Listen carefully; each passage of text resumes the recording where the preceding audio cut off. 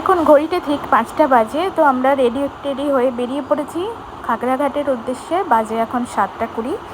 এই যে ওভারব্রিজ দিয়ে নামছি আমি, আর ওরা গেছিল ট্রেনের লাইন দিয়ে একবার থেকে একবারে গেছে। আর আমি যতবারই বাড়ি যাই আমি এভাবেই যাই ওভারব্রিজ দিয়ে। আমার কেমন একটা লাগে লাইন পারাপার হতে। আর ওর কাছে একটা ভারী ব্যাগ ছিল, লাগেজটা আমাদের, তো ওটা প্রচণ্ড ভারী ছিল। এই ওভারব্রিজ দিয়ে এতটা বয়ে নিয়ে আসা খুবই কষ্টদায়ক, তার জন্য লাইন পারাপার হয়ে গেছে ওই দিক থেকে। আমার জন্য ওয়েট করছে ওই দূরে দাঁড়িয়ে, ওই যে দুজন মিলে। আর আমরা একটু এগিয়ে সামনের দিকে চলে এসেছিলাম, যেহেতু আমরা নবদ্বীপ ধাম আসবো, আমাদের সুবিধা হওয়ার জন্য আমরা একটু আগিয়ে এসে এই ফাঁকা জায়গাটায় বসেছিলাম। এই দিকটা অতটা কেউ ছিল না, তো তার জন্য আমরা এইখানটায় এসে বসেছিলাম। ফ্যানের হাওয়াটাও বেশ ভালো হচ্ছিল এখানটায়। আর এই যে এখানটা আমরা ওয়েট করছিলাম